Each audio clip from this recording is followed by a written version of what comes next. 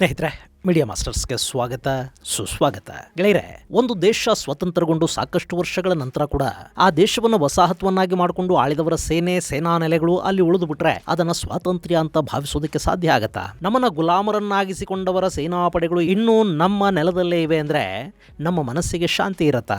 ಅಕಸ್ಮಾತ್ ಭಾರತಕ್ಕೆ ಸ್ವಾತಂತ್ರ್ಯ ಬಂದ ನಂತರ ಕೂಡ ನಮ್ಮಲ್ಲಿ ಬ್ರಿಟಿಷ್ ಸೇನಾಪಡೆಗಳು, ಬ್ರಿಟಿಷ್ ಸೇನಾ ನೆಲೆಗಳು ಇದ್ದಿದ್ರೆ ನಾವು ಅದನ್ನ ಹೇಗೆ ಸ್ವೀಕರಿಸ್ತಾ ಇದ್ವಿ? ಸಂತೋಷದಿಂದ ಅವರು ಕೂಡ ಇರ್ಲಿ ಬಿಡಿ ಪಾಪ, ಇಷ್ಟು ವರ್ಷ ನಮ್ಮನ್ನು ಆಳಿದವರಲ್ವೇ ಅಂತ ಉದಾರತೆಯನ್ನು ತೋರಿಸ್ತಾ ಇದ್ವಾ? ಇಲ್ಲ ಅಲ್ವಾ?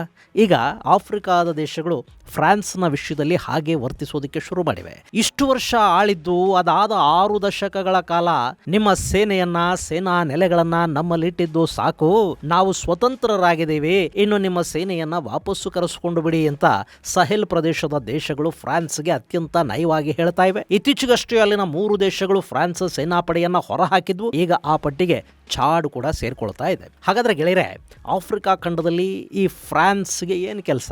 ಅಲ್ಲಿರೋ ಫ್ರಾನ್ಸ್ ಸೇನೆ ಹಾಗೂ ಸೇನಾ ನೆಲೆಗಳನ್ನ ಆ ದೇಶಗಳು ಹೊರಹಾಕ್ತಾ ಇರೋದಕ್ಕೆ ಕಾರಣ ಏನು? ಭಯೋತ್ಪಾದಕರ ಸಮಸ್ಯೆ ಹಾಗೂ ಆಂತರಿಕ ಸಂಘರ್ಷದಿಂದ ನರಳುತ್ತಾ ಇರೋ ಆ ದೇಶಗಳ ನೆರವಿಗೆ ಈಗ ಯಾರು ನಿಂತ್ಕೋತಾ ಇದ್ದಾರೆ ಅನ್ನೋ ಬಗ್ಗೆ ಒಂದಷ್ಟು ಮಾಹಿತಿಯನ್ನ ನಾವಿಲ್ಲಿ ನೋಡೋಣ.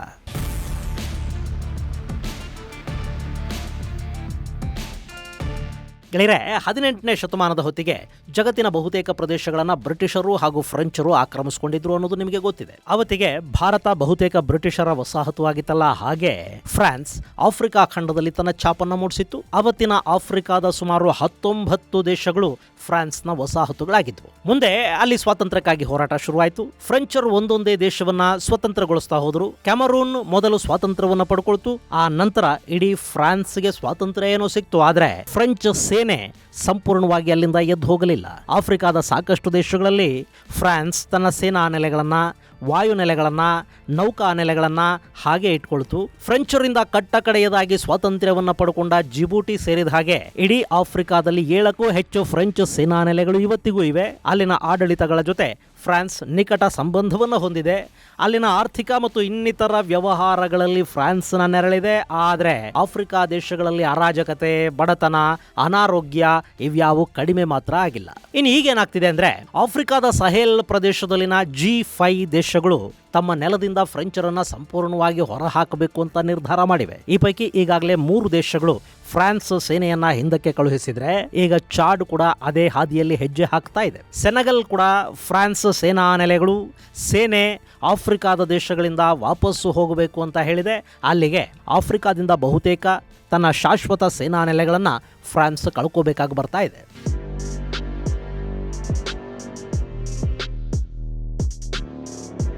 ಗೆಳೆಯರೆ, ಚಾಡ್ ಅಂದ್ರೆ ನೀವಿಲ್ಲಿ ಮ್ಯಾಪಲ್ಲಿ ನೋಡ್ತಾ ಇದ್ದೀರಲ್ಲ, ಇದು ಪಶ್ಚಿಮಕ್ಕೆ ನೈಜರ್, ಪೂರ್ವಕ್ಕೆ ಸುಡಾನ್, ದಕ್ಷಿಣ ಹಾಗೂ ಆಗ್ನೇಯದಲ್ಲಿ ಸೆಂಟ್ರಲ್ ಆಫ್ರಿಕನ್ ರಿಪಬ್ಲಿಕ್, ಕ್ಯಾಮರೂನ್, ನೈಋತ್ಯದಲ್ಲಿ ನೈಜೀರಿಯಾ, ಉತ್ತರದಲ್ಲಿ ಲಿಬಿಯಾಗಳನ್ನ ಗಡಿಯಾಗಿ ಹೊಂದಿದೆ ಚಾಡ್. ಆಫ್ರಿಕಾದ ಮಧ್ಯಭಾಗದಲ್ಲಿರೋ ಇದಿಷ್ಟೂ ಪ್ರದೇಶವನ್ನ ಸಹೆಲ್ ಪ್ರಾಂತ ಅಂತ ಕರೀತಾರೆ. ಇಲ್ಲಿ ಮಾರಿಟೇನಿಯಾ, ಮಾಲಿ, ನೈಜರ್, ಚಾಡ್ ಹಾಗೂ ಸುಡಾನ್ ದೇಶಗಳಿವೆ. ಗೆಳೆಯರೆ, ಈ 5 ದೇಶಗಳ ಸಮಸ್ಯೆ ಏನಪ್ಪಾ ಅಂದ್ರೆ, ಅಲ್ಲಿ ನೈಸರ್ಗಿಕ ಸಂಪನ್ಮೂಲಗಳಿವೆ, ಅಷ್ಟೇ ದೊಡ್ಡ ಪ್ರಮಾಣದಲ್ಲಿ ಬಡತನ ಇದೆ. ರಾಜಕೀಯ ಸ್ಥಿರತೆ ಅನ್ನೋದನ್ನ ಆ ದೇಶಗಳು ನೋಡಿಲ್ಲ.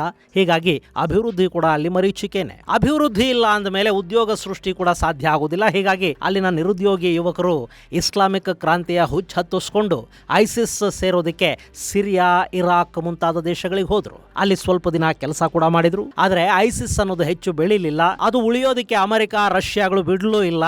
ಐಸಿಸ್ ನಾಶವಾಗ್ತಾ ಅದು ತನ್ನ ಹಿಡಿತವನ್ನ ಕಳ್ಕೊಳ್ಳೋದಕ್ಕೆ ಶುರು ಮಾಡಿದ ನಂತರ ಆಫ್ರಿಕಾದ ಈ ಯುವಕರು ತಮ್ಮ ತಮ್ಮ ದೇಶಗಳಿಗೆ ಹಿಂತಿರುಗಿ ಬಂದರು.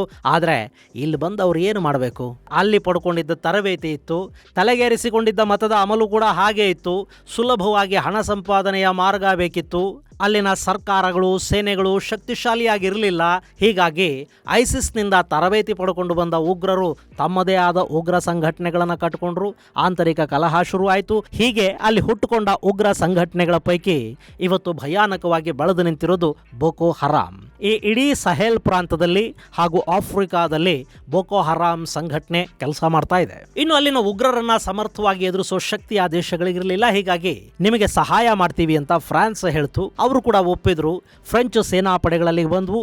ಆದರೆ ಅಲ್ಲಿನ ಉಗ್ರರ ಉಪಟಳ ಕಡಿಮೆ ಆಗಲಿಲ್ಲ. ಫ್ರೆಂಚ್ ಪಡೆಗಳಿದ್ದರೂ ಕೂಡ ಉಗ್ರ ಸಂಘಟನೆಗಳ ಕಾರ್ಯಕಲಾಪಕ್ಕೆ ಯಾವ ಅಡ್ಡಿನೂ ಆಗಲಿಲ್ಲ. ಇನ್ನು ಈ ಮಧ್ಯೆ ಮಾಲಿ, ಬುರ್ಕಿನೋ ಫಾಸೋ ಹಾಗೂ ನೈಜರ್ಗಳಲ್ಲಿ ಸೇನಾ ಕ್ರಾಂತಿ ಆಯಿತು. ಅಲ್ಲಿ ಫ್ರಾನ್ಸ್ ಬೆಂಬಲಿತ ಅಧ್ಯಕ್ಷರೇನಿದ್ರು ಅವರನ್ನ ಕೆಳಗಿಳಿಸಿ ಸೇನಾ ಅಧಿಕಾರಿಗಳು ಅಧಿಕಾರವನ್ನು ತಮ್ಮ ಕೈಗೆ ತಗೊಂಡ್ರು. ಹಾಗೆ ಅಧಿಕಾರ ಪಲ್ಲಟ ಮಾಡಿ ಕುರ್ಚಿ ಹತ್ತಿದ್ರಲ್ಲ, ಅವರೆಲ್ಲ ರಷ್ಯಾ ಬೆಂಬಲಿಗರಾಗಿದ್ರು. ಹೀಗಾಗಿ ಅಲ್ಲಿ ಫ್ರೆಂಚ್ ಸೇನೆಗೆ ಇನ್ನು ನೀವು ನಮ್ಮಲ್ಲಿರೋದು ಬೇಡ, ಹೊರಡಿ ಅಂತ ತಿಳಿಸಲಾಯಿತು. ಸಹೆಲ್ ರೀಜನ್ನ ಈ 3 ದೇಶಗಳಿಂದ ಫ್ರಾನ್ಸ್ ಹೊರಬೀಳಬೇಕಾಗ ಬಂತು. ಈಗ ಅದೇ ಭಾಗದಲ್ಲಿನ ಆ ದೇಶಗಳ ಜೊತೆ ಗಡಿ ಹಂಚಿಕೊಳ್ಳುವ ಚಾಡ್ ಕೂಡ ಫ್ರಾನ್ಸ್ ಅನ್ನ ಹೊರಹಾಕುವ ತನ್ನ ನಿರ್ಧಾರವನ್ನು ಪ್ರಕಟಿಸಿದೆ. ಫ್ರಾನ್ಸ್ ಜೊತೆ ಮಾಡಿಕೊಂಡಿದ್ದ ರಕ್ಷಣಾ ಒಪ್ಪಂದವನ್ನು ರದ್ದು ಮಾಡಿಕೊಳ್ಳುವುದಾಗಿ ಚಾಡ್ ಹೇಳಿದೆ. ಫ್ರಾನ್ಸ್ ಫೈಟರ್ ಜೆಟ್ಗಳನ್ನು ಹಿಂದಕ್ಕೆ ಕರೆಸಿಕೊಳ್ಳೋದಕ್ಕೆ ಮನವಿ ಮಾಡಿದೆ. ಇಲ್ಲಿ ಚಾಡ್ ಅತ್ಯಂತ ವಿನಯಪೂರ್ವಕವಾಗಿ ಫ್ರೆಂಚರಿಗೆ ಇಲ್ಲಿಂದ ಎದ್ದು ಹೋಗಿ ಅಂತ ಹೇಳಿದರೂ ಕೂಡ ಅದು ಏಕಪಕ್ಷೀಯ ನಿರ್ಧಾರದ ಹಾಗೆ ಕಾಣ್ತಾ ಇದೆ ಮತ್ತು ಇಲ್ಲಿ ಚಾಡ್ ಸಾರ್ವಭೌಮತ್ವದ ವಿಷಯವನ್ನು ಕೂಡ ಪ್ರಸ್ತಾಪ ಮಾಡಿದೆ. ಗೆಳೆಯರೇ, ನಾನು ಆಗಲೇ ಹೇಳಿದ ಹಾಗೆ ನಮ್ಮನ್ನು 16 ವರ್ಷ ಆಳಿದ ವಿದೇಶಿಯರು ನಮಗೆ ಸ್ವಾತಂತ್ರ್ಯ ಕೊಟ್ಟು ಹೋದ ನಂತರ ಕೂಡ ನಮ್ಮ ನೆಲದಲ್ಲಿ, ನಮ್ಮ ದೇಶದಲ್ಲಿ ಉಳಿದ್ರೆ ಅದನ್ನು ನಮ್ಮ ಸಾರ್ವಭೌಮತ್ವಕ್ಕೆ ಧಕ್ಕೆ ಅಂತಲೂ, ನಾವಿನ್ನೂ ಸಂಪೂರ್ಣವಾಗಿ ಸ್ವಾತಂತ್ರ್ಯವನ್ನು ಪಡ್ಕೊಂಡಿಲ್ಲ ಅಂತಲೂ ನಮಗನಿಸುವ ಹಾಗೆ ಮಾಡುತ್ತೆ ಅಲ್ವಾ. ಚಾಡ್ನಲ್ಲೂ ಅದೇ ಆಗ್ತಾ ಇದೆ. ಅಲ್ಲಿನ ಜನಕ್ಕೆ ಫ್ರಾನ್ಸ್ ಸೇನೆಯಲ್ಲಿರೋದು ಇಷ್ಟ ಆಗ್ತಾ ಇಲ್ಲ. ಹೀಗಾಗಿ ಫ್ರಾನ್ಸ್ ವಿರುದ್ಧ ಪ್ರತಿಭಟನೆಗಳು ಶುರುವಾದವು. ಇನ್ನು ಆ ಸೇನೆಯನ್ನು ಅಲ್ಲಿ ಇಟ್ಕೊಂಡಿದ್ದು ಬೋಕೋ ಹರಾಮ್ ಹಾಗೂ ಇನ್ನಿತರ ಉಗ್ರ ಸಂಘಟನೆಗಳಿಂದ ಚಾಡ್ಗೆ ರಕ್ಷಣೆ ಸಿಗಲಿ ಅನ್ನೋ ಕಾರಣಕ್ಕೆ. ಆದರೆ ಫ್ರೆಂಚ್ ಸೇನೆ ಅಲ್ಲಿಗೆ ಬಂದ ನಂತರ ಉಗ್ರರ ದಾಳಿಗಳು ತೀವ್ರವಾಗ್ತಾ ಹೋದ್ವೇ ಹೊರತು ಆ ಸೇನಾಪಡೆ ಉಗ್ರರ ದಾಳಿಯನ್ನ ನಿಯಂತ್ರಿಸುವುದರಲ್ಲಿ ಯಶಸ್ವಿ ಆಗಲಿಲ್ಲ ಅನ್ನೋ ಮಾತುಗಳು ಕೂಡ ಅಲ್ಲಿ ಕೇಳಿ ಬಂದವು. ಹೀಗಾಗಿ ನಮ್ಮನ್ನು ನಾವು ಕಾಪಾಡಿಕೊಳ್ಳುವಷ್ಟು ಶಕ್ತಿಶಾಲಿಗಳಾಗಿದ್ದೀವಿ, ನಮಗೂ ಪ್ರೌಢತೆ ಬಂದಿದೆ.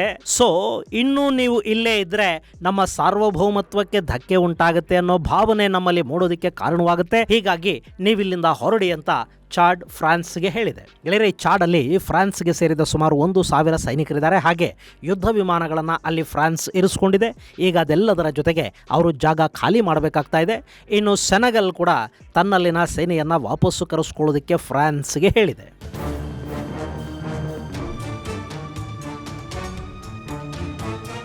ಗೆಳೆಯರೆ, ನೀವಿಲ್ಲೊಂದು ಮ್ಯಾಪ್ ಅನ್ನು ನೋಡ್ತಾ ಇದ್ದೀರಲ್ಲ, ಇವೆಲ್ಲ ಕೂಡ ಆಫ್ರಿಕಾದಲ್ಲಿ ಫ್ರೆಂಚರ ಸೇನೆ ಹಾಗೂ ನೌಕಾ ನೆಲೆಗಳಿರೋ ಜಾಗಗಳು. ಪಶ್ಚಿಮ ಆಫ್ರಿಕಾದ ಕರಾವಳಿಯ ಉದ್ದಕ್ಕೂ ಅಲ್ಲಿ ಫ್ರೆಂಚರೇ ಇದ್ದಾರೆ.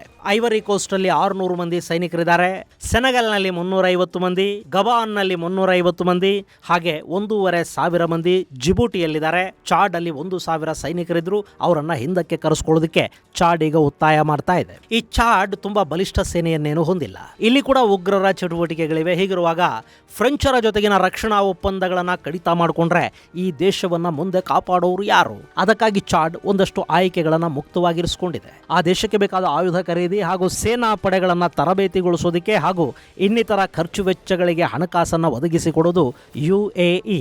ಹೀಗಾಗಿ ಮುಂದೆ ರಕ್ಷಣಾ ಪಾಲುದಾರಿಕೆಗೆ ಚಾಡ್ UAE ಕಡೆಗೆ ಕೂಡ ಗಮನ ಹರಿಸ್ತಾ ಇದೆ. ಇನ್ನು ಇಸ್ರೇಲ್ ಆಯುಧಗಳನ್ನು ಸರಬರಾಜು ಮಾಡುತ್ತೆ. ಟರ್ಕಿ ಟ್ರೈನಿಂಗ್ ಕೊಡುತ್ತೆ. ಏರ್ಕ್ರಾಫ್ಟ್ ಹಾಗೂ ಡ್ರೋನ್ಗಳನ್ನು ಸಪ್ಲೈ ಮಾಡಿದೆ. ರಷ್ಯಾ ಹಾಗೂ ಹಂಗೇರಿಗಳ ಜೊತೆ ರಕ್ಷಣಾ ಒಪ್ಪಂದಗಳನ್ನು ಮಾಡಿಕೊಳ್ಳೋದಕ್ಕೆ ಕೂಡ ಚಾಡ್ ಸಿದ್ಧತೆಗಳನ್ನು ಮಾಡಿಕೊಳ್ತಾ ಇದೆ. ಇಲ್ಲಿ ಸದ್ಯದ ಪರಿಸ್ಥಿತಿ ಹೇಗಿದೆ ಅಂದರೆ, ರಷ್ಯಾದ ಬಗ್ಗೆ ಏನೇ ಪ್ರೀತಿ ಇದ್ರೂ ರಷ್ಯಾ ತನಗೆ ಅಗತ್ಯ ಸಂದರ್ಭದಲ್ಲಿ ಸಹಾಯ ಮಾಡುತ್ತೆ ಅನ್ನೋ ವಿಶ್ವಾಸ ಚಾಡ್ಗಿಲ್ಲ. ಈಗಾಗಲೇ ಆರ್ಮೇನಿಯಾಗೆ ಸಹಾಯ ಮಾಡೋ ವಿಷಯದಲ್ಲಿ ರಷ್ಯಾ ತನ್ನ ಪ್ರಾಮಾಣಿಕತೆಯನ್ನ ಮರೆತು ವರ್ತಿಸಿದೆ. ಹೀಗಾಗಿ ರಷ್ಯಾದ ಮೇಲೆ ಆಯುಧ ಹಾಗೂ ಸೇನಾ ಸಹಾಯಕ್ಕಾಗಿ ಆಧಾರ ಪಡುವುದು ಒಳ್ಳೆಯ ಬೆಳವಣಿಗೆ ಖಂಡಿತ ಅಲ್ಲ ಅಂತ ಆಫ್ರಿಕಾದ ಸಾಕಷ್ಟು ದೇಶಗಳು ಭಾವಿಸ್ತಾ ಇವೆ.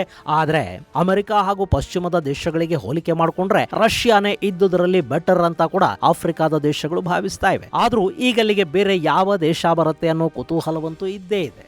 ಇನ್ನು ಫ್ರಾನ್ಸ್ ಈಗ ನೈಜೀರಿಯಾ ಸೇರಿದಂತೆ ಒಂದಷ್ಟು ದೇಶಗಳ ಜೊತೆ ಮಾತುಕತೆಗಳನ್ನು ಮಾಡ್ತಾ ಇದೆ.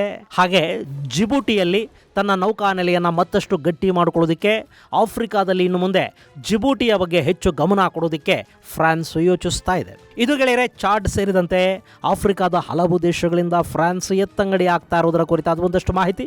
ಮುಂದಿನ ಸಂಚಿಕೆಯಲ್ಲಿ ಮತ್ತಷ್ಟು ವಿಶೇಷಗಳ ಜೊತೆ ಮತ್ತೆ ಭೇಟಿಯಾಗೋಣ. ಅಲ್ಲಿವರೆಗೆ ಜೈ ಹಿಂದ್, ಜೈ ಕರ್ನಾಟಕ.